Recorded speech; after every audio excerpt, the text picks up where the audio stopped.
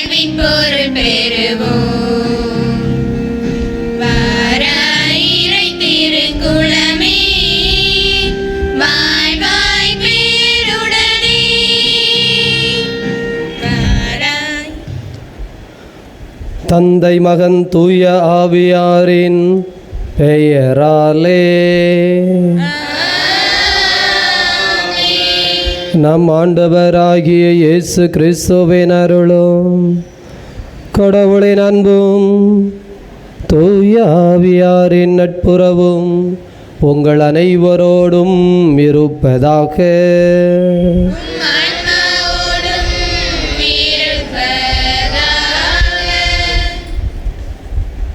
பொது காலத்தின் 4ஆம் ஞாயிறு ஆண்டவரின் குரலுக்கு செவி கொடுக்க நம்மை அழைக்கின்றது.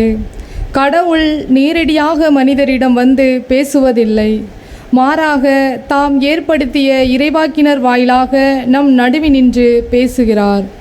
இன்று ஆண்டவரின் குரல் எதுவென அறிந்து கொள்வோம். அவரது குரலுக்கு முழுவதும் செவி கொடுத்து அவரது திருவுளத்திற்கு பணிந்து அதற்கேற்ப வாழவும் வரம் வேண்டி இத்திருப்பலியில் மன்றாடுவோம். இத்திருப்பலியில் நம்மோடு இணைந்து அந்தோணி வியாகப்பன், சூசையம்மாள் நினைவாக குடும்பத்திலே கிறிஸ்துவில் மரித்த ஆன்மாக்கள், யாரும் நினையாத ஆன்மாக்களுடைய இளைப்பாற்றிக்காக ஒப்பு கொடுத்து ஜெபிக்கிறார்கள். நாமும் ஞாயிறு திருப்பலியிலே இறையருள் வர ஜெபிப்போம். தடையாக இருக்கிற குற்றம் குறைகளை நினைத்து மனம் வருந்தி மன்னிப்பு கேட்போம். என்றும் வாழும் எல்லாமல்ல இறைவாம், உடல் ஆன்ம வாழ்வு அனைத்திற்கும் ஊற்றும் தொடக்கமும் நீரே. இந்த தண்ணீரையும் உப்பையும் புனிதப்படுத்தியருள உம்மை தாழ்மையுடன் வேண்டுகிறோம். இறைவாம், உப்பு கலந்த இந்த தண்ணீர் தெளிக்கப்படும் இடமெல்லாம் தீயவனது தாக்குதல் அனைத்தும் தோல்வியுறச் செய்வீராக. உம் தூய ஆவியார் உடனிருந்து எங்களை இடையறாது காத்தருள்வாராக. எங்கள் ஆண்டவராகிய கிறிஸ்து வழியாக உம்மை மன்றாடுகின்றோம்.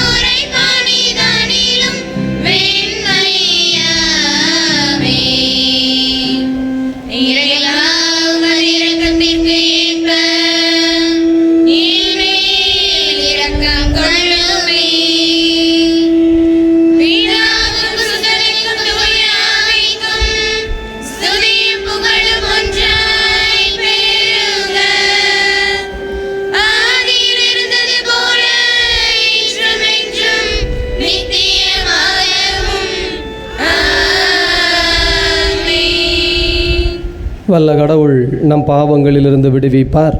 இந்த நற்கருணை கொண்டாட்டம் அவரது திருவிருந்தில் கலந்து கொள்ளும் தகுதி பெறச் செய்வதாக.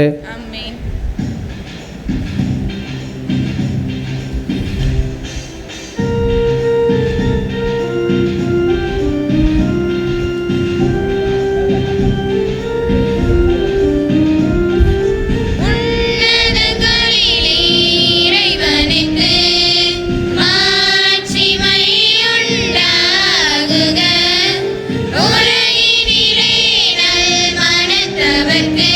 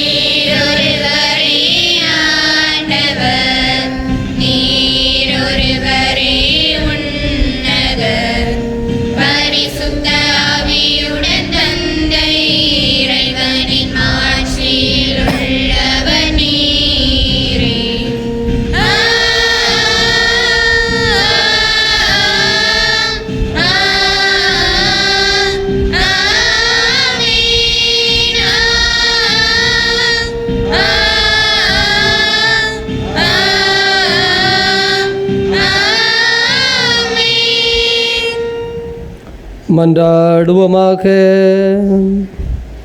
இதய அமைதியை இறைவாம், நாங்கள் முழு மனதுடன் உம்மை வழிபட வேண்டுகின்றோம். அவ்வாறே எல்லா மக்களையும் நேரிய உள்ளத்துடன் அன்பு செய்ய வரம் தருவீராக. உம்மோடு தூயாவியாரின் ஒன்றிப்பில் இறைவனாய் என்றென்றும் வாழ்ந்து ஆட்சி செய்கின்ற எங்கள் ஆண்டவரும் உம் திருமகனுமாகிய கிறிஸ்து வழியாக உமை மன்றாடுகின்றோம்.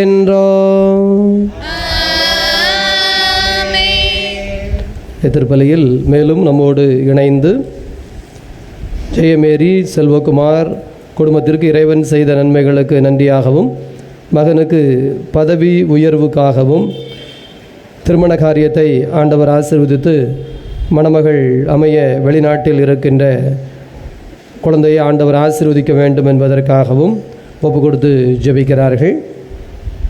பாளையங்கோட்டை கேடிசி நகரை சார்ந்த பிரகாஷ் ஜபா இவர்களுடைய 9வது ஆண்டு திருமண நாளிலே ஆண்டவர் இதுவரை செய்த நன்மைகளுக்கு நன்றியாகவும், தொடர்ந்து தேவ ஆசீர்வாதம் நிலைத்திருக்க வேண்டும் என்றும், லிஜோ லிமா இவர்களை ஆண்டவர் ஆசீர்வதித்து கல்வி ஞானத்திலே உயரச் செய்ய வேண்டும் என்பதற்காகவும் நம்மோடு இணைந்து ஜெபிக்கிறார்கள். நாமும் இவர்களுக்காக ஜெபிப்போம்.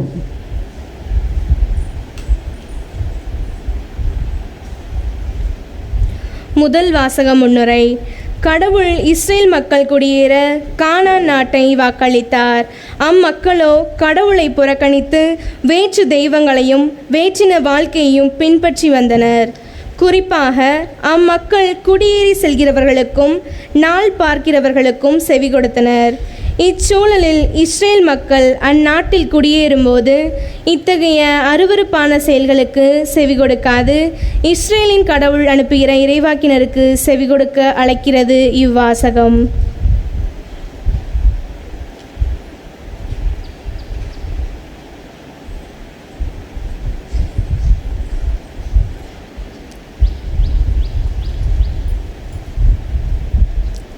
முதல் வாசகம். ஒரு இறைவாக்கினரை ஏற்படுத்துவேன், என் வார்த்தைகளை அவருடைய வாயில் வைப்பேன். இணைச்சட்ட நூலிலிருந்து வாசகம். அதிகாரம் 18, இறை வார்த்தைகள் 15 முதல் 20 முடிய. இணைச்சட்ட நூலிலிருந்து வாசகம். அதிகாரம் 18, இறை வார்த்தைகள் 15 முதல் 20 முடிய. அந்நாட்களில் மோசே மக்களிடம் கூறியது: உன் கடவுளாகிய ஆண்டவர் உன் சகோதரர் நடுவே நின்று என்னை போல் ஒரு இறைவாக்கினரை ஏற்படுத்துவார். நீ அவருக்கு செவி கொடு. ஓரேபில் திருப்பேரவை கூடிய நாளில் நீ உன் கடவுளாகிய ஆண்டவரிடம் மன்றாடி, நான் இறந்து போகாதபடி என் கடவுளாகிய ஆண்டவரின் குரலொலியை இனி நான் கேட்காமலும் இப்பெரும் நெருப்பை இனி நான் காணாமலும் இருப்பேனாக என்று விண்ணப்பித்த போது ஆண்டவர் என்னை நோக்கி, அவர்கள் சொன்னதெல்லாம் சரி என்றார். உன்னை போல் ஒரு இறைவாக்கினனை அவர்களுடைய சகோதரர்களினின்று நான் அவர்களுக்காக ஏற்படுத்துவேன். என் வார்த்தைகளை அவனுடைய வாயில் வைப்பேன். நான் கட்டளையிடுவது அனைத்தையும் அவன் அவர்களுக்கு சொல்வான். என் பெயரால் அவன் சொல்லும் என் வார்த்தைகளுக்கு செவி கொடாதவனை நான் வேறறுப்பேன். ஆனால் ஒரு இறைவாக்கினன் எனது பெயரால் பேசுவதாக எண்ணிக்கொண்டு நான் அவனுக்கு கட்டளையிடாதவற்றை பேசினால் அல்லது வேற்று தெய்வங்களின் பெயரால் பேசினால் அந்த இறைவாக்கினன் சாவான். இது ஆண்டவர் வழங்கும் அருள்வாக்கு.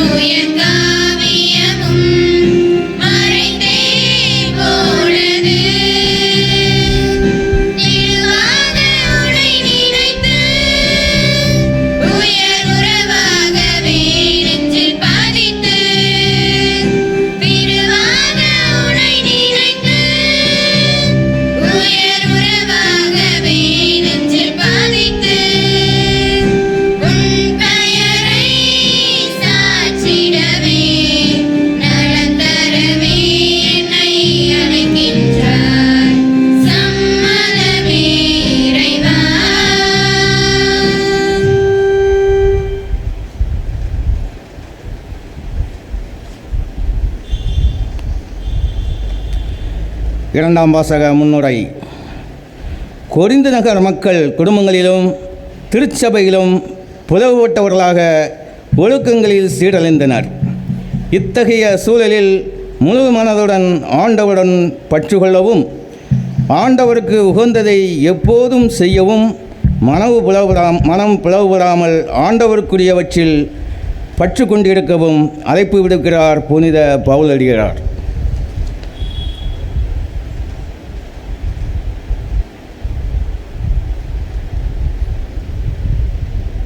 இரண்டாம் வாசகம். கன்னிப்பெண் தூயவராக இருக்கும் வண்ணம் ஆண்டவருக்கு உரியவற்றில் அக்கறையாயிருக்கின்றார். திருத்தூதர் பவுல் கொரிந்தியருக்கு எழுதிய முதல் திருமுகத்திலிருந்து வாசகம். அதிகாரம் 7, இறை திருவசனங்கள் 32 முதல் 35 முடிய. சகோதர சகோதரிகளே, நீங்கள் கவலையற்றவராய் இருக்க வேண்டுமென்றே நான் விரும்புகின்றேன். மனமாகாதவர் ஆண்டவருக்கு உரியவற்றில் அக்கறை கொள்கின்றார். எப்படி அவருக்கு உகந்தவற்றை செய்யலாம் என எண்ணிக்கொண்டிருக்கின்றார். ஆனால் மனமானவர் உலகுக்கு உரியவற்றில் அக்கறை கொள்கின்றார். எப்படி தம் மனைவிக்கு உகந்தவற்றை செய்யலாம் என எண்ணிக்கொண்டிருக்கின்றார். இவ்வாறு அவர் மனம் பிளவுபட்டுள்ளது. மனமாகாத பெண்ணும் கன்னி பெண்ணும் ஆண்டவருக்கு உரியவற்றில் அக்கறை கொள்வதால் அவர்கள் உடலிலும் உள்ளத்திலும் தூயோர் ஆகின்றனர். ஆனால் மனமான பெண் உலகுக்கு உரியவற்றில் அக்கறை கொள்வதால் எப்படி தம் கணவருக்கு உகந்தவற்றை செய்யலாம் என எண்ணிக்கொண்டிருக்கின்றார். உங்களுக்கு கட்டுப்படுத்துவதற்காக அல்ல, உங்கள் நலனுக்காகவே இதை நான் சொல்கின்றேன்.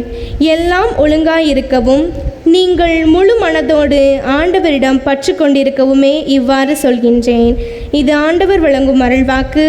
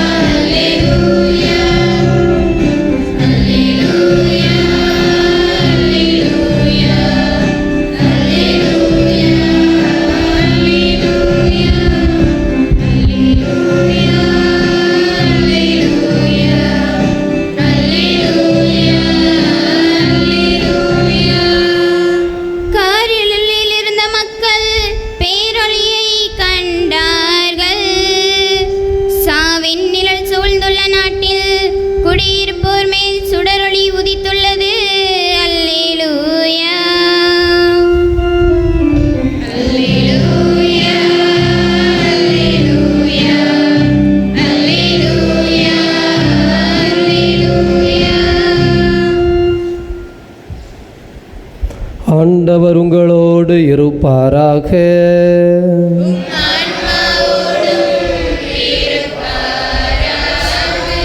தூய மார்க் எழுதிய தூய நற்செய்தியிலிருந்து வாசகம்.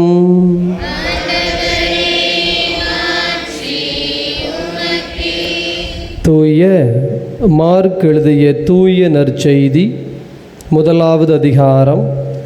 ஆண்டவருடைய வார்த்தைகள் 21 முதல் 28 முடிய. ஒரு முறை இயேசுவும் அவர் சீடர்களும் கப்பர்நகூம் ஊரில் நுழைந்தார்கள். ஓய்வு நாள்களில் இயேசு தொழுகை கூடத்திற்கு சென்று கற்பித்து வந்தார். அவருடைய போதனையை குறித்து மக்கள் வியப்பில் ஆழ்ந்தார்கள். ஏனெனில் அவர் மறைநூல் அறிஞரை போலன்றி அதிகாரத்தோடு அவர்களுக்கு கற்பித்து வந்தார். அப்போது அவர்களுடைய தொழுகை கூடத்தில் தீய ஆவி பிடித்திருந்த ஒருவர் இருந்தார். அவரை பிடித்திருந்த ஆவி, நாசரேத்து இயேசுவே, உமக்கு இங்கு என்ன வேலை? எங்களை ஒழித்து விடவா வந்தீர்? நீர் யார் என எனக்கு தெரியும். நீர் கடவுளுக்கு அர்ப்பணமானவர் என்று கத்தியது. வாயை மூடு, இவரை விட்டு வெளியே போ என்று இயேசு அதனை அதட்டினார். அப்பொழுது தீய ஆவி அம்மனிதனுக்கு வலிப்பு உண்டாக்கி பெரும் கூச்சலிட்டு அவரை விட்டு வெளியேறிற்று. அவர்கள் அனைவரும் திகைப்புற்று, இது என்ன இது அதிகாரம் கொண்ட புதிய போதனையாய் இருக்கிறதே. இவர் தீய ஆவிகளுக்கும் கட்டளையிடுகிறார், அவையும் இவருக்கு கீழ்ப்படுகின்றனவே என்று தங்களிடையே பேசிக்கொண்டனர். அவரை பற்றிய செய்தி உடனே கலிலேயாவின் சுற்றுப்புறமெங்கும் பரவியது. ஆண்டவரின் அருள்வாக்கு.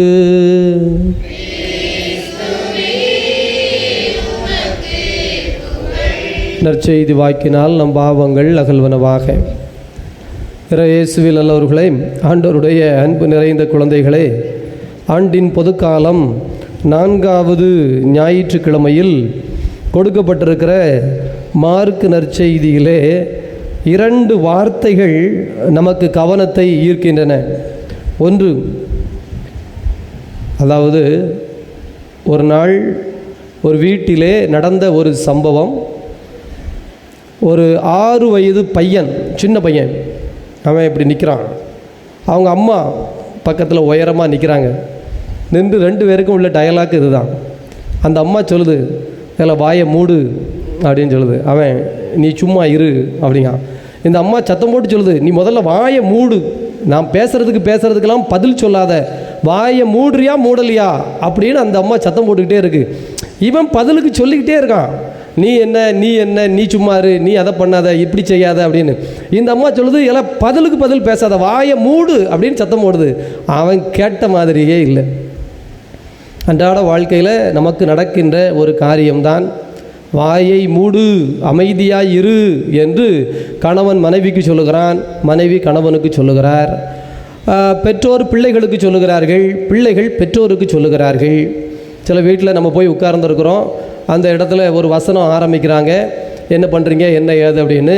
அந்த வீட்டில் வயசான ஒரு அப்பா அல்லது அம்மா உட்கார்ந்துருந்தவங்க, ஐயோ அந்த ஃபாதர் ஏன் கேட்குறீங்க அந்த கதையை, அது அப்படின்னு ஆரம்பிக்கிறாங்க. உடனே அந்த வீட்டில் இருக்கிற அந்த பெரிய திருமணம் முடித்த அந்த ஆணோ பெண்ணோ அல்லது கல்லூரி போகிற பையனோ பொண்ணோ இருக்கிறார்கள், சொல்லுகிறார்கள், எப்பா நீ சும்மா இருக்க மாட்டே, ஏம்மா வாயை மூடு, தேவையில்லாமல் பேசாத. வாயை மூடு என்கின்ற ஒரு வசனம் எல்லாருடைய வாழ்க்கையிலும் தினந்தோறும் நடக்கின்ற ஒரு வசனம். ஆனால் நாம் சொல்லுகிறபடி எதிரே இருக்கிற நபர்கள் வாயை மூடுகிறார்களா என்றால் மூடுவதில்லை.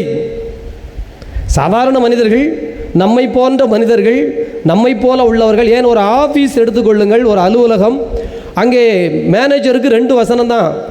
எதிரே இருக்கிற தொழிலாளி ஒரு காரியத்தை செய்யவில்லை, திட்டுகிறார், அவர் பதில் சொல்லுகிறார், வாயை மூடு வெளியே போ. இந்த 2 வசனத்தை தான் 2000 ஆண்டுகளுக்கு முன்பு இயேசு கிறிஸ்து சொன்னார். ஆனால் அவர் சொன்னதை பார்த்துவிட்டு எல்லோரும் வியப்படைந்தார்கள். எப்படி? மனிதர்களுக்கு கட்டளை அல்ல, நம்மை போல ஆறறிவு கொண்ட, நம்மை போல எண்ணம் கொண்ட, நம்மை போல உணர்வு கொண்ட, நம்மை போல் வாழுகிற மனிதர்களுக்கு அல்ல. தீய ஆவி, அதிகாரம் கொண்ட ஆவி. நாம் எல்லோரும் அப்படி நினைத்து கொண்டுதான் இருக்கிறோம். ஒரு பேய் வந்தால் நம்மளை அடித்து விடும், கொன்று விடும், அல்லது அந்த பேய் என்றால் நம்மை நோயில் விழத்தாட்டி விடும். ஒரு பேய் என்பது அல்லது சாத்தான் என்பது அல்லது தீய ஆவி என்பது நம்மை விட சக்தி மிக்கது, நமக்கு அது தீங்கு செய்து விடும் என்று நாம் நினைத்து கொண்டிருக்கிறோம். ஆனால் ஆண்டவராகிய இயேசு கிறிஸ்து அந்த அதிகாரம் கொண்ட அல்லது வலிமை கொண்ட அல்லது வல்லமை கொண்ட அந்த ஆவியை பார்த்து வாயை மூடு வெளியே போ என்கின்ற வசனத்தை சொன்னார். அது கூட கீழ்ப்படிந்தது. உங்களுக்கு உங்கள் வீட்டில் இருக்கிற ஒரு குழந்தையோ அல்லது உங்களை சுற்றி இருக்கிற மனிதர்களோ இந்த வசனத்திற்கு கீழ்ப்படியவில்லை என்றால் என்ன காரணம் என்று நீங்கள் அறிந்து கொள்ள விரும்பினால், முதல் வாசகமும் 2வது வாசகமும் ஒரு அழகான செய்தியை சொல்லுகிறது. குறிப்பாக 2வது வாசகம் உடைத்து பேசி விடுகிறது. ஒரு மனப்பட்டவராய் இருக்கிறவர் வெற்றி பெறுகிறார், மாறாக இரு மனம் கொண்டு தன்னுள்ளே பிளவுபட்டு நிற்கிறவர், தன்னுள்ளே 2 பட்டு நிற்கிறவர் அந்த அதிகாரத்தை இழந்து விடுகிறார்.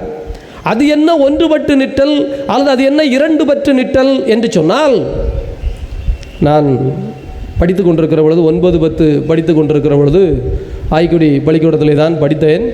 அங்கே நான் 9ஆம் வகுப்பு படிக்கிற பொழுது 10ஆம் வகுப்பு படிக்கிற பொழுது 2க்குமான வித்தியாசம். அது அரசு பள்ளி, உங்களுக்கு தெரியும்.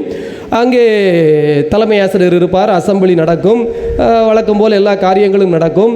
ஆனால் பையங்க லேட்டாக தான் வருவார்கள், அப்படித்தான் நடக்கும். அது அரசாங்க பள்ளிக்கூடம் என்றால் அப்படித்தான் இருக்கும் என்று எல்லோருக்கும் ஒரு நினைப்பு உண்டு.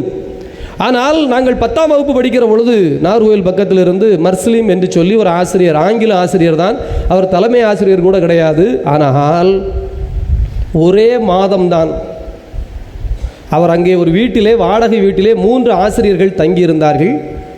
இந்த ஆசிரியர் அங்கே நிற்பார், மாணவர்கள் உள்ளே வருகிறவர்கள் ஓடி போய் அசெம்பிளியில் நிற்பார்கள். சாதாரண ஓட்டம் கிடையாது, விறுவிறுன்னு போவான். இத்தனைக்கு அவர் யாரையும் அடித்து நாங்கள் பார்த்ததில்லை, யாரையும் அவர் திட்டி நாங்கள் பார்த்தது கிடையாது.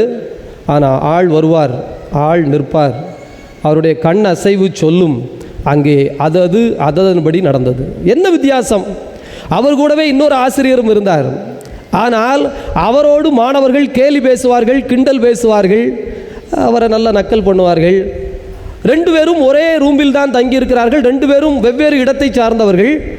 ஆனால் புதிதாய் அந்த பள்ளிக்கு வந்தவர்கள் ஒருவரை பார்த்தவுடன் மாணவர்கள் ஒழுங்குக்கு வருகிறார்களே, ஒருவரை பார்த்தவுடன் மாணவர்கள் கேலியும் கிண்டலுமாக இருக்கிறார்களே, என்ன காரணம்? அந்த ஆசிரியர் பீடி குடிப்பார், அதை வச்சே பசங்க கிண்டல் பண்ணுவான் ஜாலியாக. அவர்கிட்ட சார் வாங்கிட்டு வரட்டுமா, அந்த பீடி இந்த பீடி அப்படின்னு கிண்டல் பண்ணுவான், ஜாலி பண்ணுவான். இந்த ஆசிரியரோ அவருடைய உடையாக இருக்கட்டும், அவருடைய அந்த தூய்மையாக இருக்கட்டும், அவருடைய பேச்சாக இருக்கட்டும், சரியான அளவு இருக்கும், கூடவும் இருக்காது குறைச்சும் இருக்காது. அவர் பாடம் நடத்துகிற முறை அவ்வளவு திறமையாக இருக்கும், அவ்வளவு நேர்த்தியாக இருக்கும். அதேபோல் மாணவர்களை கூப்பிட்டு பேசுகிற விதம் அவ்வளவு பக்குவமாக இருக்கும். மொத்த பள்ளிக்கூடமும் ஓராண்டு முழுவதும் நான் பார்த்தேன், அவருக்கு கட்டுப்பட்டு தான் கிடந்தது, அவரை தாண்டி போகவில்லை. எதனால்? வாயை மூடு வெளியே போ என்கின்ற இது வார்த்தை ஒரு மனிதனுக்கு எடுபடுகிறது, இன்னொரு மனிதனுக்கு எடுபடவில்லையே. என்ன காரணம்? என்ன காரணம்? சுற்றி நாம் பார்த்து கொண்டே இருக்க முடியும். இப்படி எடுத்துக்காட்டுகள் உங்களுக்கு நிறைய சொல்ல முடியும். ஆண்டவருடைய அன்பு நிறைந்த குழந்தைகளே, செய்தி எளிய செய்தி, ஒரே செய்தி தான். இன்டகிரேட்டட் பர்சனாலிட்டி என்று சொல்லுகிறார்கள், ஒருங்கிணைந்த ஆளுமை என்று சொல்லுகிறார்கள். ஒருங்கிணைந்த ஆளுமை என்றால் ஒரு மனிதனின் உடலிலே இருக்கிற உணர்வுகள், உணர்ச்சிகள், எண்ணங்கள், சிந்தனைகள், அது தாண்டி அவர்கள் பிறரோடு கொள்ளுகிற உறவு முறைகள், இந்த 3ம் இருக்கிறது. தன்னிலே இருக்கிற உணர்ச்சி, உணர்வு, சிந்தனை, சிந்திக்கின்ற தன்மை, பிறரோடு கொள்ளுகின்ற உறவு, இந்த 3ம் ஒரு தன்மையதாய் இருந்தால், ஒத்த புள்ளியோடு இருந்தால், ஒற்ற வரியிலே சென்று கொண்டிருக்கிறது என்றால், அந்த மனிதனுக்கு இந்த உலகமே கட்டுப்பட்டு தான் நிற்கும். இந்த உலகத்தில் இருக்கிற எந்த சக்தியும் அந்த மனிதர்களை தாண்டி போக முடியாது. அது நமக்கு பல சமயங்களில் ஒருங்கிணைந்து நிற்பதில்லை. எனவேதான் நம்மை பற்றி பிறருக்கு தெரியும், அறிந்து கொள்வார்கள். ஒரு நேரம் இப்படி இருப்பார்கள், இன்னொரு நேரம் அப்படி இருப்பார்கள். ஒரு வீட்டில் ஒரு பையன்ட்ட ஒரு அப்பா கூப்பிட்டு பாசமாக பேசி கொண்டிருக்கிறார், ரொம்ப பாசமாக, டேய் தம்பி நல்லா படிக்கணும்டா, இதை இப்படி பண்ணணும்டா, இப்படி செய்யணும்டா அப்படின்னு. அந்த பையன்ட்ட பேசி முடிக்கிறாரு, அந்த பையன் வெளியில் வரான். இன்னொரு பையன் கேட்குறான், என்னடா உங்கள் அப்பா அன்றைக்கி ரொம்ப பாசமாக பேசினாரா அப்படின்னு. தண்ணி போட்டிருக்காரு, அப்படி தான் பேசுவார், வேறு ஒன்றும் கிடையாது, அவ்வளோதான். அங்கே அவருடைய பாசம் அவர் கண்ணுக்கு தெரியலை, அவர் சொன்ன வார்த்தைலாம் தெரியலை. எங்கள் அப்பா தண்ணியை போட்டார்னா இப்படி பேசுவார். இன்னொரு வீட்டிலே திட்டுகிறார், கோபப்படுகிறார், அவனை கண்டிக்கிறார். அந்த பையனும் வெளியில் வந்து சொல்கிறான், என்னடா ஆச்சு, எங்கள் அப்பா அம்மாவுக்கும் சண்டை, அதனால் எங்கள் அப்பா கோபமாக இருக்கார், அதனால் என்னை அடித்தார், மற்றபடி வேற ஒன்றும் இல்லை. அவன் சொல்வது உண்மை. ஏனெனில் இதே தவறை அந்த பையன் நேற்று செய்தான், விட்டு விட்டார்கள், சிரித்தார்கள் என்று. அதே காரியத்தை இன்றைக்கு செய்தான், அவனை கொடுமையாய் தண்டித்தார்கள். அவனுக்கு புரிவது நான் தப்பு செய்தேன் தண்டித்தார்கள் என்பதல்ல, அவர்களுக்கு மூடு சரியில்லை, இன்றைக்கு திட்டினார்கள், நாளைக்கு பார்த்து கொள்ளலாம், சமாளித்து கொள்ளலாம்.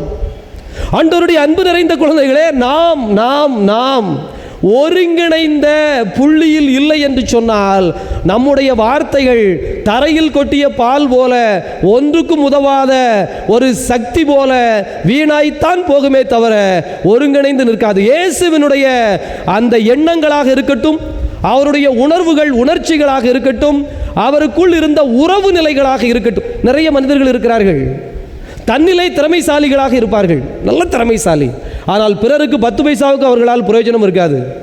யாருக்கும் எந்த உதவியும் செய்ய மாட்டார்கள், யாரை பற்றியும் அவர்களுக்கு கவலை இல்லை. திறமை இருக்கிறது, ஆனால் தன்னலம் மிகுந்து விட்டது என்று சொன்னால் அந்த மனிதன் ஆளுமை, ஒருங்கிணைந்த ஆளுமை அல்ல. ஒரு சிலருக்கு எல்லாருக்கும் உதவி செய்யணும்னு ஆசை இருக்கும், ஓடி ஓடி உதவி செய்வார்கள். ஆனால் 5 ரூபாய்க்கு கூட திறமை இருக்காது. ஐயோ பாவம், அவங்கள நினைச்சா நமக்கு பரிதாபமாக இருக்கும். எண்ணம் இருக்கிறது, ஆனால் அதற்கேற்ற குவாலிட்டி என்று சொல்லப்படுகிற திறமை இல்லை. ஆண்டவருடைய அன்பு குழந்தைகளை, திறமைகளை வளர்த்துக் கொள்ள வேண்டும். அதற்கேற்ப இன்ட்ரெஸ்ட் என்று சொல்லுகிறார்கள்.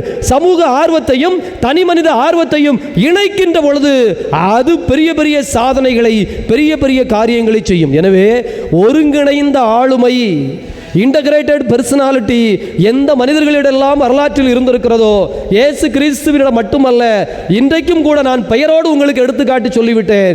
இப்படி மனிதர்கள் நமக்குள்ளும் இருப்பார்கள், உங்கள் வீட்டிலும் இருப்பார்கள். உங்கள் வீட்டிலும் கூட நீங்கள் பார்த்தீங்கன்னா, நீங்கள் சொன்னால் கேட்காது, அதே சமயத்தில் இன்னொரு பர்சனாலிட்டி வந்தால் ஐயோ அப்படின்னு என்ன செய்யும்? ஒரு பயம் வரும், ஒரு அச்சம் வரும், அல்லது அவர்கள் சொன்னால் சத்தம் போடாமல் கேட்டுக்கொள்வார்கள். உங்களுக்கு கேள்வி வரும், இந்த வீட்டில் நானும் மருமகா தான், அவளும் மருமகா தான், அவள் சொன்னால் மட்டும் எல்லாரும் கேட்காங்க, நான் சொன்னால் மட்டும் ஏன் கேட்கறது இல்லை? இந்த வீட்டில் நானும் சம உரிமை படைத்தவன் தான், அவனும் சம உரிமை படைத்தவன் தான். ஆனால் தம்பி சொன்னால் எல்லோரும் கேட்டுக்கொள்ளுகிறார்கள். நான் வயதில் மூத்தவன், நான் அதிகம் சம்பாதிக்கிறவன், ஆனால் என்னிடம் யாரும் எதுவும் கலந்து பேச மாட்டார்களே என்று சொன்னால், இது எல்லாமே என்றைக்கோ நடந்த காரியம் அல்ல. வாயை மூடு, வெளியே போ என்பது அதிகாரத்தோடு கூடியது. அதனால தான் அங்கே அவர்கள் சொல்லுகிறார்கள், என்ன அதிகாரமிக்க போதனை, அந்த அதிகாரம் என்பது, அந்த ஆற்றல் என்பது எதிலிருந்து உற்பத்தியானது? முதல் வாசகம், 2ஆம் வாசகம் மீண்டும் ஒரு முறை வாசித்து பார்ப்போம். ரொம்ப அழகாக எனவே தான் இயேசு கிறிஸ்துட்ட போய் கேட்பாங்களா, இந்த மாதிரி இயேசுவே முதன்மையான கட்டளை எது? இயேசு சொல்வார், உன் முழு உள்ளத்தோடும் முழு ஆற்றலோடும் முழு வலிமையோடும் ஒன்றாய் நீ பிளவுபட்டு 2 தன்மையாய் 3 தன்மையாய் இப்படியும் அப்படியுமாய், திருவெளிப்பாட்டு புத்தகம் அழகாய் சொல்லுகிறது, நீ குளிர்ச்சியாகவும் இல்லை, நீ வெப்பமாகவும் இல்லை, ஆகவே உன்னை என் வாயிலிருந்து உதறி விடுவேன், துப்பி விடுவேன். இஸ்ரவேலே, நீ ஒருவேளை குளிர்ச்சியாக இருந்திருந்தால் உன்னை நான் ஒன்றிற்கு பயன்படுத்தி இருப்பேன், நீ சூடாக இருந்தால் கூட ஒன்றிற்கு பயன்படுத்தி இருப்பேன். நீ 2 கட்டானாக இருக்கிறாயே, நீ அப்படியும் இல்லை. மோயிசனை பாருங்க, கொலைகாரன் மோயிசன். அதுவும் எந்த அளவிற்கு என்றால் ஒருவனை அடித்து கொள்ளுகிற அளவிற்கு கொலைகாரன் தானே.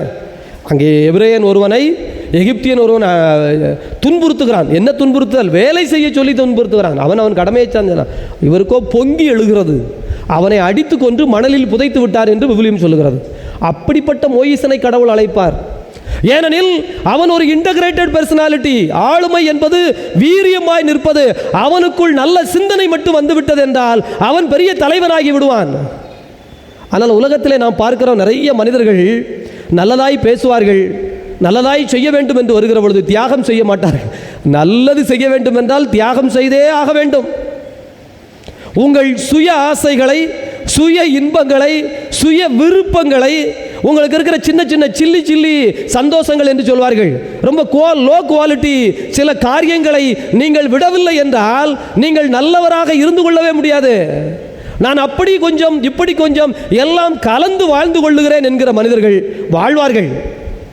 ஆனால் இத்தகைய ஆளுமையாக, இத்தகைய உயர்ந்த நிலையில் எல்லார் மீதும் அதிகாரம் கொண்டவர்களாக வாழ மாட்டார்கள். அந்த அதிகாரம் என்பது பார்த்தாலே தெரியும், இதெல்லாம் சொல்லி வர்றதில்லை. அந்த ஆளுமையில் அது நிற்கும். அந்த ஆளுமை அந்த நேரத்தில் அப்படி உயர்ந்து நிற்கும், சீறி நிற்கும், செழித்து நிற்கும், உயர்ந்து நிற்கும். ஆண்டவருடைய அன்பு குழந்தைகளே, எனவே நாம் நம்மை பற்றிய ஒரு ஆய்வை ஏற்கொள்வோம். ஆண்டவர் இயேசு கிறிஸ்து அதைத்தான் கேட்கிறார். நீ ஒரே தன்மையில், ஒரே சிந்தனையில், சிந்திப்பதை செயல்படுத்துகிற உணர்வில் இருக்கிறாயா? அந்த உணர்வை பிறரோடு சமநிலையில் பகிர்ந்து கொள்ளுகிறாயா? என் பிள்ளை என்றால் ஒன்று, இன்னொருத்தன் பிள்ளை என்றால் இன்னொன்று. இரட்டைத்தன்மை. என் பிள்ளை செஞ்சால் தப்பு கிடையாது, இன்னொரு ஆள் பிள்ளை செஞ்சால் அது தப்பு, அல்லது நான் செஞ்சால் தப்பு கிடையாது, அதையே இன்னொருவர் செய்தால் தவறு. இரட்டை நிலை. இப்படி சின்ன சின்ன காரியங்கள் தான் நம்முடைய ஆளுமையை ஐயோ பாவம் என்று பிறரால் பரிதாபத்திற்குரிய நிலைக்கு கொண்டு போய் விடுகிறது. யார் செய்தாலும் நெற்றிக்கண் திறப்பினும் குற்றம் குற்றமே. யார் செய்தாலும் அப்படித்தான் என்று சொல்ல ஆரம்பித்து விட்டீர்கள் என்றால் எதுவாக இருந்தாலும் இதுதான் சத்தியம். சத்தியத்தை சொல்வது எனக்கு வாய்ப்பு. வாய்மை என்பது எல்லா இடத்திலும் நான் இதைத்தான் படித்தான் சொல்வேன். அது எனக்கு வந்தால் என்ன, அடுத்தவருக்கு வந்தால் என்ன? ஆண்டவருடைய அன்பு குழந்தைகளே, என் தாய் எழுதால் ஒன்று, இன்னொருத்தருடைய தாய் எழுதால் இன்னொன்று என்றால் நீங்கள் தாய்மையை மதிக்கிறவர் அல்ல, உங்கள் சுய விருப்பத்தை மதிக்கிறவர்கள். இப்படி எடுத்துக்காட்டுகள் எல்லாவற்றிலும் சொல்லிக்கொண்டே போக முடியும். எனவே இரட்டை நிலையற்று ஒற்றை நிலை நோக்கி நகர அழைப்பு கொடுக்கிறது. ஆழமாய் தியானிப்போம். ஆமேன். எழுந்து நின்று நம்முடைய நம்பிக்கையை அறிக்கையிட்டு பாடுவோம்.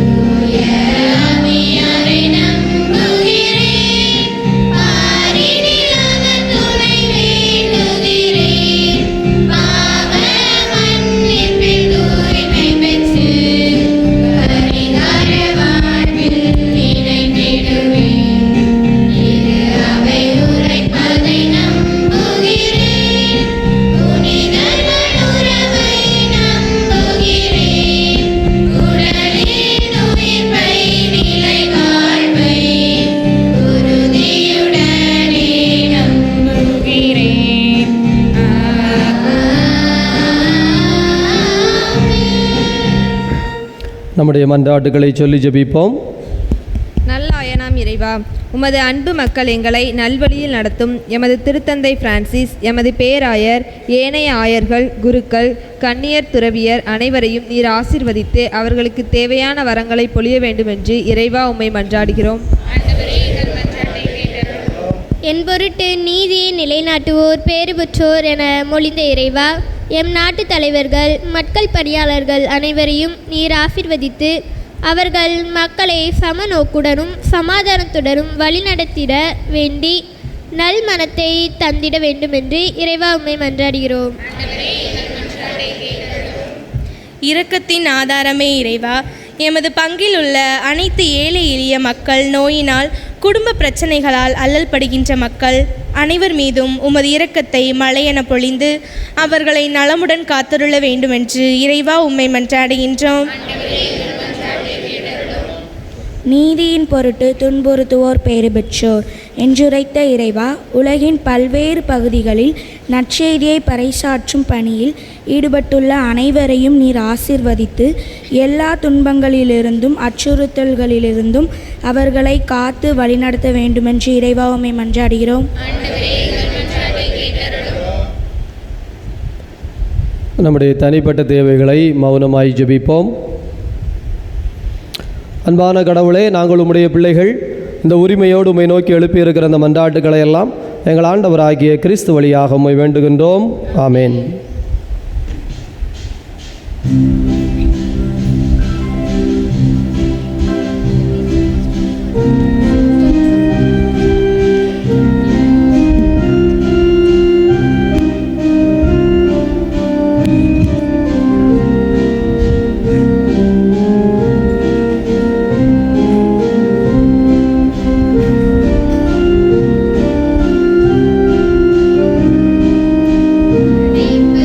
எல்லாம் உமக்கே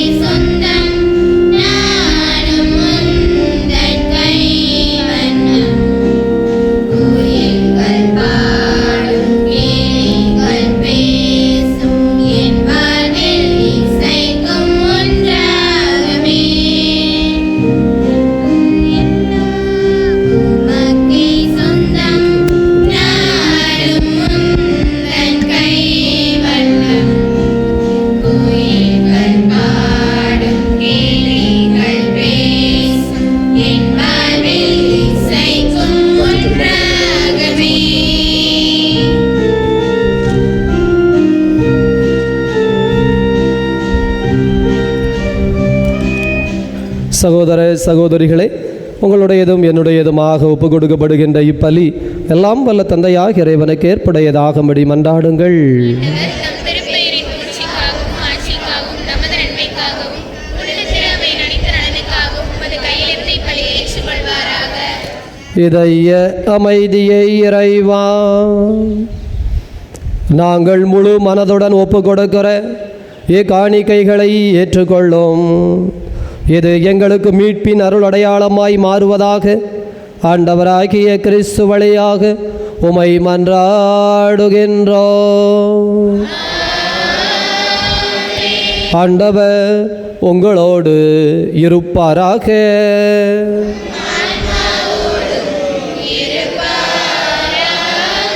இதயங்களை மேலே எழுப்புங்கள்.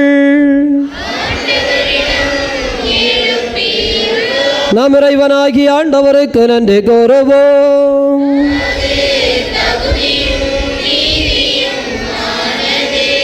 ஆண்டவரே, தூயவரான தந்தையே, என்றும் வாழும் இறைவா, நாங்கள் உமக்கு நன்றி செலுத்துவது எங்கள் கடமையும் மீட்புக்குரிய செயலும் ஆகும். ஏனெனில் எங்கள் புகழுரை உமக்கு தேவையன்று, நாங்கள் உமக்கு நன்றி செலுத்துவது உடைய அருள் கொடையால் தான். நாங்கள் உம்மை புகழ்ந்துரைப்பதால் உமது மாட்சிமை ஏற்றம் பெறாது. எனினும் எங்கள் ஆண்டவராகிய கிறிஸ்து வழியாக நாங்கள் மீட்படைய அது எங்களுக்கு பயன்படுகிறது. ஆகவே விண்ணக தூதரோடு இணைந்து போற்றி புகழ்ந்து அக்களித்து நாங்கள் பாடுவதாவது: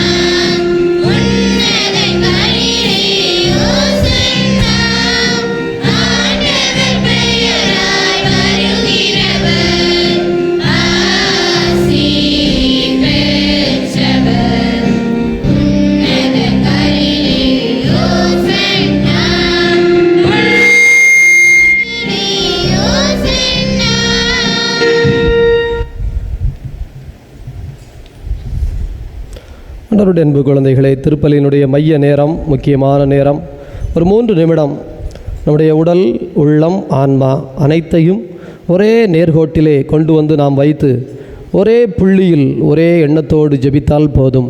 ஆண்டவருடைய ஆற்றல், ஆண்டவருடைய வல்லமை பெரிய அதிசயத்தை இந்த நேரத்தில் கூட நமக்கு ஏற்படுத்தி தரும். எனவே தயவுசெய்து ஏதோ இந்த அதிகாரத்தோடு கொண்ட வாழ்க்கைக்காக, உயர்ந்த வாழ்க்கைக்காக, ஒரு நல்ல தகுதியான தரமான ஒரு வாழ்க்கைக்காக நம்முடைய எண்ணங்களை, உணர்வுகளை, சிந்தனைகளை, செயல்பாட்டுகளை ஒரே புள்ளியில் கொண்டு வந்து, ஆண்டவரே, நான் உம்மை மட்டுமே மனதில் கொண்டிருக்க, உம்மை மட்டும் என் உள்ளத்தில் கொண்டிருக்க, அந்த ஒத்த புள்ளியில் நான் நின்று இந்த உலகத்தை வெற்றி பெற இந்த நேரத்தில் அருள் தாரும் என்று சொல்லி ஜெபிப்போம். இதய அமைதியே இறைவா, நீர் மெய்யாகவே தூயவர், தூய்மை அனைத்திற்கும் ஊற்று ஆகவே உம்முடைய தூய ஆவியை பொழிந்து காணிக்கைகளை தூய்மைப்படுத்த வேண்டுமென உம்மை தாழ்மையுடன் மன்றாடுகிறோம். இவ்வாறு எங்கள் ஆண்டவர் இயேசு கிறிஸ்துவின் உடலும் இரத்தமுமாக எங்களுக்கு இவை மாறுவனவாக. அவர் பாடுபட உளம் கனிந்து தமை கையளித்த போது அப்பத்தை எடுத்து நன்றி செலுத்தி அதை பிட்டு தம் சீடர்களுக்கு அளித்து அவர் கூறியதாவது: அனைவரும் இதிலிருந்து பெற்று உண்ணுங்கள், ஏனெனில் இது உங்களுக்காக கையளிக்கப்படும் என் உடல்.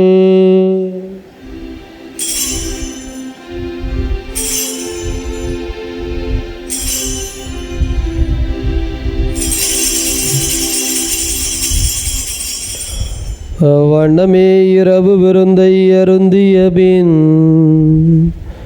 கிணத்தை எடுத்து மீண்டும் உமக்கு நன்றி கூறி தம் சீடர்களுக்கு அளித்து அவர் கூறியதாவது: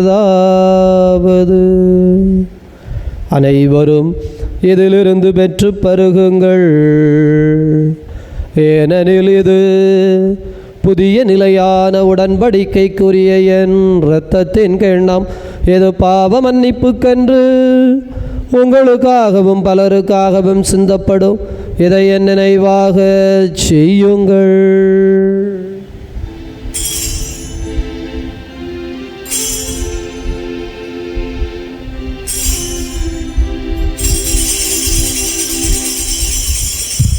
நம்பிக்கையின் மறைபொருள்.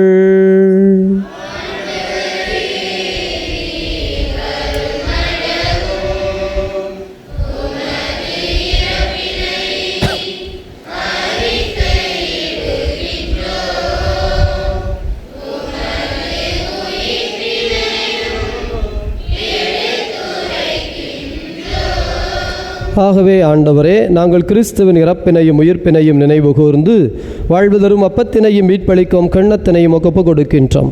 உம் திருமுன் நின்று ஊழியம் புரிய தகுந்தவர்கள் என எங்களை ஏற்றுக்கொண்டீர். எனவே உமக்கு நன்றி செலுத்துகிறோம்.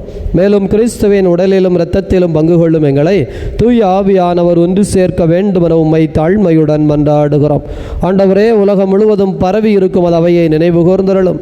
சிறப்பாக எங்கள் திருத்தந்தை பிரான்சிஸ், எங்கள் ஆயர் அந்தோணிசாமி, அன்பின் குழந்தைகள் அனைவரையும் தெய்வீக அன்பினால் நிறைவு பெறச் செய்தருளும். உயிர் தழுவோம் என்கின்ற எதிர்நோக்குடன் இறந்த அனைவரையும் திருமுக ஒளியினுள் ஏற்றுக்கொள்ளும். எங்கள் அனைவர் மீதும் இரக்கமாயிரும்.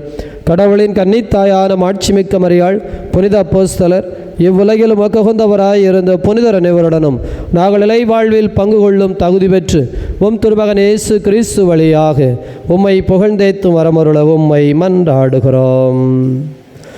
இவர் வழியாக இவரோடு இவரில் எல்லாம் வல்ல இறைவனாகிய தந்தையே, தூயாவியாரின் ஒன்றைப்பில் எல்லா புகழும் ஆட்சியும் என்றென்றும் உமக்கு உரியதே.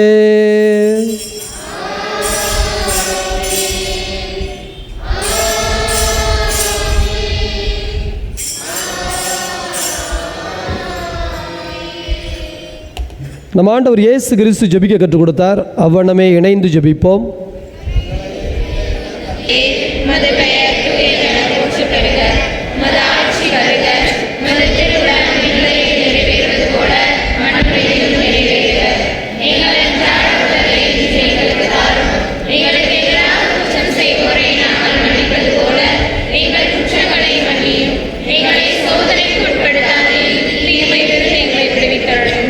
ஆண்டவரே, தீமையிலிருந்து விடுவித்து அமைதியை தந்தருளும். பாவத்திலிருந்து விடுதலை பெற்று நலமுடன் வாழச் செய்தருளும். நாங்கள் எதிர்நோக்கி இருக்கிற பேரின்பத்திற்காகவும் மீட்பராகிய இயேசு கிறிஸ்துவின் வருகைக்காகவும் காத்திருக்கின்றோம். ஏனெனில் ஆட்சியும் வல்லமையும் ஆட்சியும் என்றென்றும் உமதே. ஆண்டவரே இயேசு கிறிஸ்துவே, அமைதியை உங்களுக்கு விட்டுச் சொல்கிறேன், என் அமைதியை உங்களுக்கு அளிக்கிறேன் என்றும் திருத்தூதர்களுக்கு மொழிந்தீரேன். எங்கள் பாவங்களை பாராமல் முது திருவையின் நம்பிக்கையை கண்ணோக்கி அதற்கு அமைதியும் ஒற்றுமையும் தந்தருள்வீராக. என்றென்று வாழ்ந்தாட்சி செய்கின்றவர் நீரே. ஆண்டவருடைய அமைதி உங்களோடு என்றும் இருப்பதாக.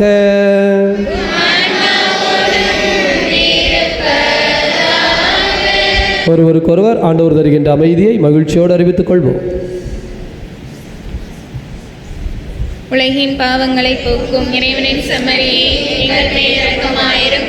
உலகின் பாவங்களை போக்கும் இறைவனின் செம்மறியே, எங்கள் மேல் இரக்கமாயிரும். உலகின் பாவங்களை போக்கும் இறைவனின் செம்மறியே, எங்களுக்கு அமைதி அளித்தருளும்.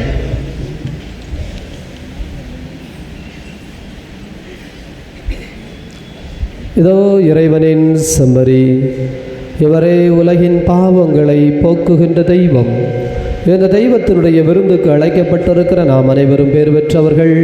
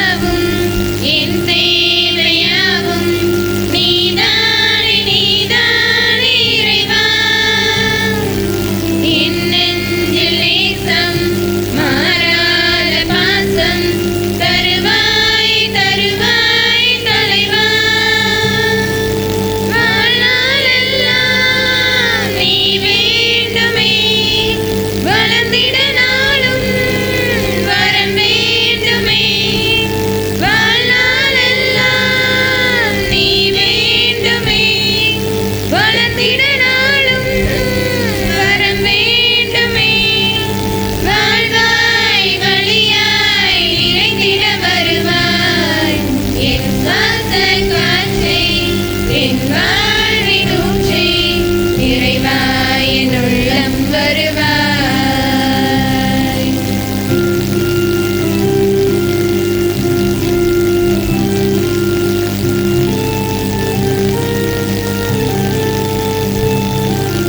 இறைவானம் போல நிலைக்கும் உன் அன்பை அறிவேனே, அறிவேனே இறைவா.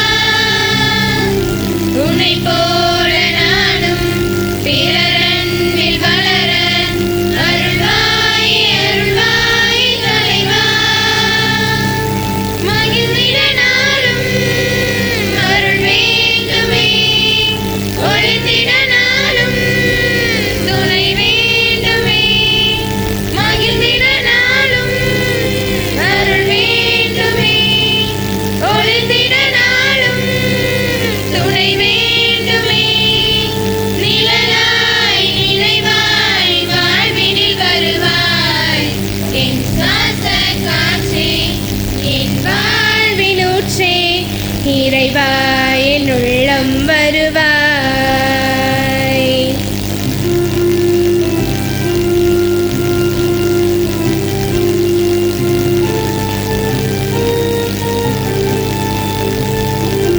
என் சொந்தம் யாவும் என் தேவையாவே வாழ்நாளெல்லாம் நீ வேண்டுமே. வளர்ந்திட நாளும் வரம் வேண்டுமே.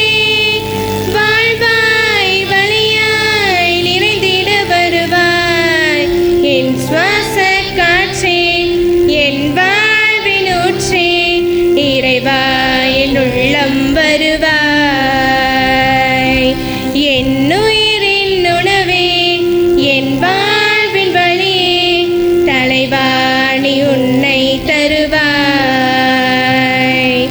என் வாழ்வும் என் வளமும் எல்லாமும் நீதானே.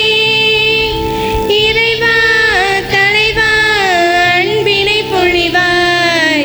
என் சுவாச காற்றே, என் வாழ்வின் ஊற்றே, இறைவா என் உள்ளம் வருவாய்.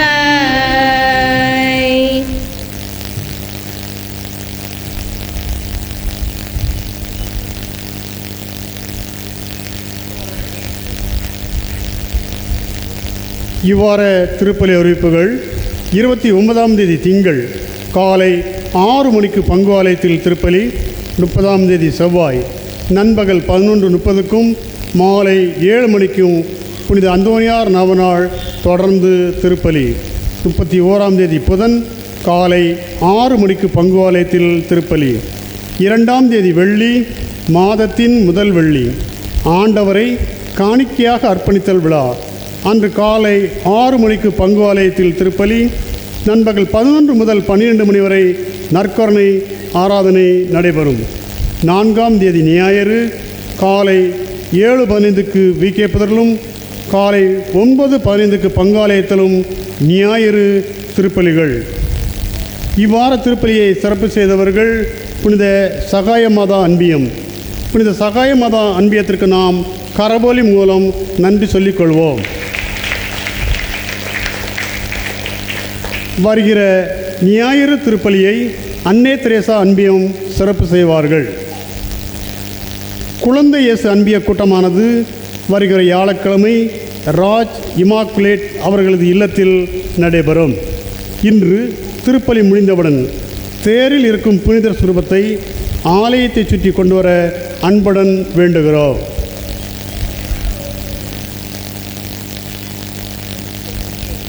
ஆண்டவருடைய அன்பு நிறைந்த குழந்தைகளை, கடந்த வாரத்தோடு நம்முடைய ஆண்டு பெருவிழாவை நாம் சிறப்பான முறையிலே மகிழ்ந்து கொண்டாடி இருக்கிறோம். இந்த ஆண்டு பெருவிழா ஒரு பெரிய ஆன்மீக எழுச்சியாக இருந்தது என்பது பங்கு தந்தை என்கின்ற முறையிலே எனக்கு மிகுந்த மகிழ்ச்சி. ஏனென்றால் இந்த அன்பியங்கள் பக்த சபைகள் திருப்பலியை சிறப்பு செய்வதற்காக எடுத்துக்கொண்ட அந்த முயற்சி ஒருங்கிணைந்து வந்த அந்த தன்மை உண்மையிலேயே சிறப்பு. பங்கேற்றவர்களுடைய எண்ணிக்கை அதிகம். ஒவ்வொரு திருப்பலியிலும் ஆராத்தி எடுக்கிற பொழுது 3 அந்த 5 பேர், கடைசி திருநாள் எல்லாம் 13 பேர் நின்று எடுப்போம், ஒரு பங்கேற்பு. அதுபோல் வாசகங்கள், முன்னுரை, திருப்பலிக்கான முன்னுரை, மன்றாட்டுகளில் எல்லோரும் வந்து சேர வேண்டும் என்று நாம் ஏறக்குறைய ஒரு திருப்பலியில் 12 பொது மன்றாட்டுகள் வாசித்திருக்கிறோம். அந்த அளவிற்கு எல்லோரும் கலந்து கொள்ள வேண்டும், பங்கெடுக்க வேண்டும், நானும் முன்னே வர வேண்டும் என்பது ரொம்ப சிறப்பான காரியம். அதே போல் ஆலய வளாகத்தை தூய்மை செய்தல், ஆங்காங்கே கோலமிடுதல், அதிலே கலந்து கொண்டவர்களுடைய எண்ணிக்கை, பவனி திருப்பலிக்கு முன்பாகவே வந்து பவனியாக இருந்தது. உங்களுக்குரிய நாளில் மட்டுமல்ல, 1ஆம் திருவிழாவிலிருந்தே அந்த 2வது வாரத்தில் வந்த வியாழக்கிழமை தான் எண்ணிக்கை ரொம்ப குறைவு, அந்த ஒரு நாள். மற்றபடி 12 நாட்கள் பெரிய அளவிலே நாம் முழுவதுமாக கலந்து கொண்டோம். 10 நாட்கள் தொடர்ந்து ஜெபிப்போம். அதிலே நமக்கான ஒரு ஆசீர்வாதம் ஆண்டவரால் கொடுக்கப்படும் என்று நாம் ஜெபித்தோம். ஒரு 4 பேர் வந்து சாட்சி சொல்லியிருக்கிறார்கள் என்னிடம், ஃபாதர் இதற்காகத்தான் நான் ஜெபித்தேன், 10 நாள் திருவிழா எப்படியாவது திருப்பலி கலந்து விட வேண்டும் என்று. ஏறக்குறைய நான் 12 நாளும் கலந்து கொண்டேன், 13 நாளும் கலந்து கொண்டேன் என்று அந்த எண்ணிக்கையும் சொன்னார்கள். என்ன காரியத்திற்காக ஜெபித்தேனோ அது ஏறக்குறைய எனக்கு இவ்வளவுதான் என்று ஆண்டவர் வெளிச்சமாக சொல்லிவிட்டார் என்று. எனவே பிரியமானவர்களே, எனக்கு இது 2வது திருவிழா, கடந்த திருவிழா நமக்கு. அந்த அடிப்படையிலே நான் பார்க்கிறேன், உங்களுடைய இந்த ஆன்மீகத்தில், ஆண்டவருக்குள் நம்பிக்கையில், உற்சாகத்தில், நிறைவில், ஒருங்கிணைந்து வருவதில், ஒருவரோடு ஒருவர் உறவோடு இணைந்து இருப்பதில் என்று எல்லா காரியத்திலுமே அது மிகவும் வெளிப்படையாக இருந்தது. நமக்கு மகிழ்ச்சியான, நிறைவான ஒரு காரியம். அதைத்தான் நாம் ஆண்டு முழுவதும் எதிர்பார்க்கிறோம். எனவே தவக்காலம் 40 நாட்கள் நமக்கு அடுத்து 2வது கட்ட ஆன்மீகத்திற்கான ஒரு ஆசீர்வாதம். எனவே அந்த 40 நாட்களும் காலை 11 மணி முதல் 12 மணி வரை நற்கருணை ஆராதனை நடைபெறும். சரிதானுங்களா? நமக்காகத்தான் அது. மற்ற பங்கிலிருந்து அல்லது செவ்வாய்க்கிழமை வருகிறவர்கள் அது 2வது பட்சம்தான். இது பங்கினுடைய ஒரு அனுபவம், பங்கினுடைய ஒரு ஆன்மீக அட்டவணை, அல்லது பங்கிலிருந்து நமக்காக நாம் ஏற்படுத்துகின்ற ஒரு காரியம்.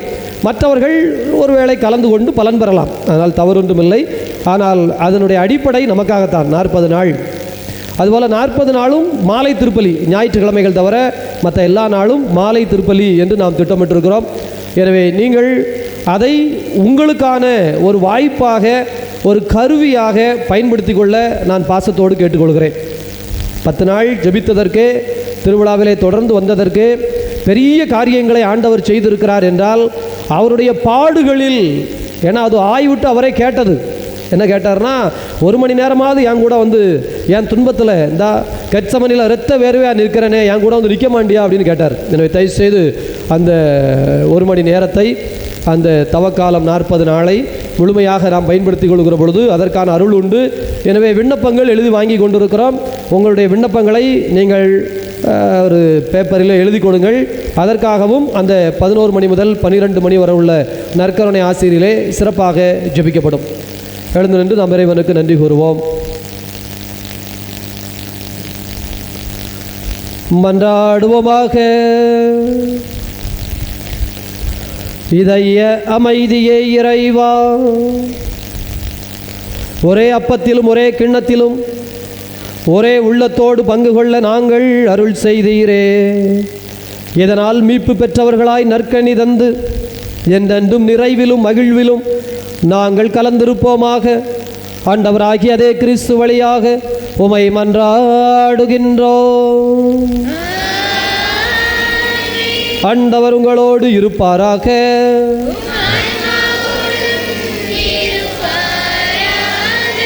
வல்ல கடவுள் தந்தை, மகன், தூய ஆவியார் உங்கள் அனைவரையும் நிறைவாக ஆசீர்வதிப்பாராக. உயிர்த்த கடவுளின் உண்மை பிள்ளைகளாக சென்று வாழுங்கள். பேரின்பம் தொடரட்டும்.